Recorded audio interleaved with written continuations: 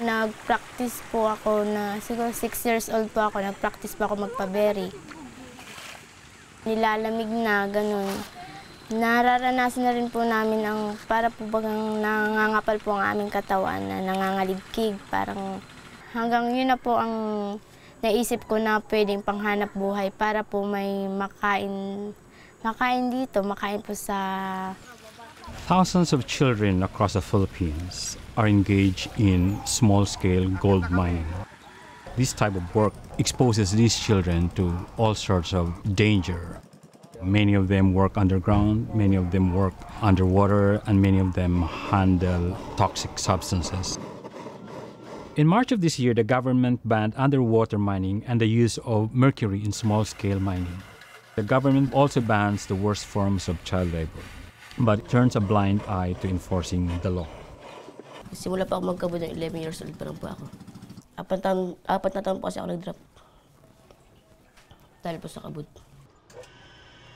Some of these children work in pits 25 meters deep where air is too thin to breathe without oxygen pumps.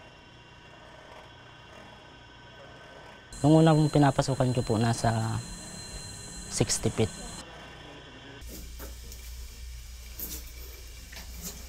Ang ano lang po doon, may blower para hindi malason yung tao sa ilalim. Nung unang lusong ko po sa balon, 14 years old po ako. Siyempre unang lusong ko po, natatakot po ako ay. Hindi ka malos hindi makontento at inisip mo pag yung balon.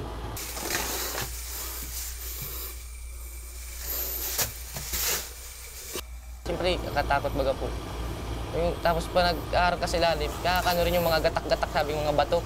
Dapat lagi mong titignan yun, tapos po ng timber para safe yung tao sa ilalim pag nalusong. Minsan po, nag-aayos kami sa ilalim, nagbababa sila ng kahoy, nakalag yung pagkatali sa kahoy, bumagsak po dun sa balon. Buti na lang po at nakatago kami, kung hindi, patay na po siguro. In September 2014, a 17-year-old boy and his adult brother died in an underground mine in Barangay Malaya. Hindi, mabaho po yun. Nagpasok po yung dalawa, kaya nalason po. Nililimas po yun, hindi pa inaanohan ng blower, pinasok na po. Kaya po nalason. Because much of the gold deposits in the Philippines are below the water table, a unique process that is called compressor mining has evolved. This involves the use of compressors on the surface where a tube is attached, and through this tube, the miners would breathe. Most of the compressor miners are men, but some of them are children.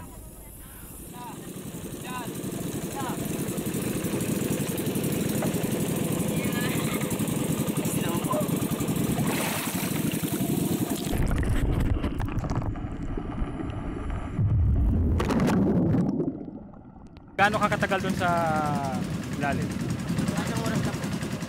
Isang oras? Tapos mahirap pang paghinga? Ano po? Malakas po ang Compressor miners may spend up to 3 hours as deep as 10 meters digging ore.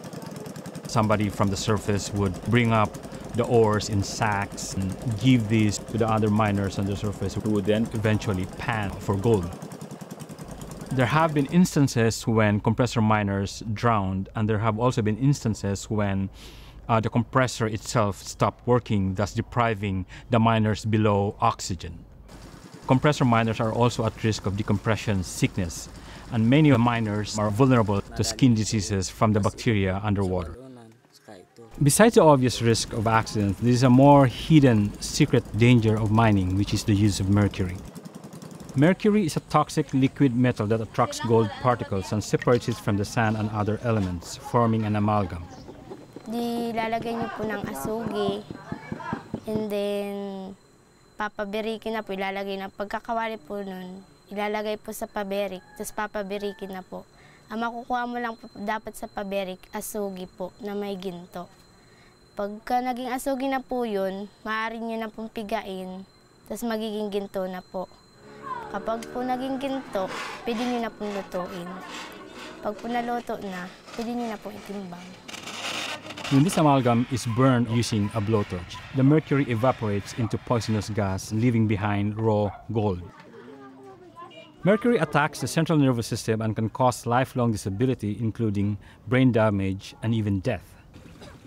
It is particularly harmful to children whose systems are still developing. In the mining village of Malaya, we observe light gray mercury from whole ore processing plants flowing directly into the river where children play. Although the government bans the use of mercury, this ban has not been enforced. You cannot go every day on the field to monitor all the activities. That is a fact. No, we have a very limited number of technical personnel, and of course we cannot afford to stay overnight or even monitor all the activities of one small area. Under Philippine law, the government can designate specific areas where small-scale mining is permitted. These areas are called Minahang Bayan, or People's Mining Areas. With more legal mines, there could be better government control over child labor and mercury use.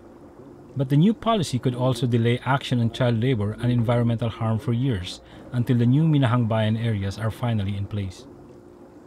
Once we have this Minahang Bayan, it will now be regularly monitored by our technical personnel on the field and by our regional personnel. Child labor is a product of poverty. Therefore, the government should provide poor, vulnerable families with support to enable them to send their children to school. The government should ratify the Minamata Convention on Mercury, and it should also introduce mercury-free gold processing methods. In the long term, it needs to create a legalized, regulated, child labor-free mining sector that helps rural families survive.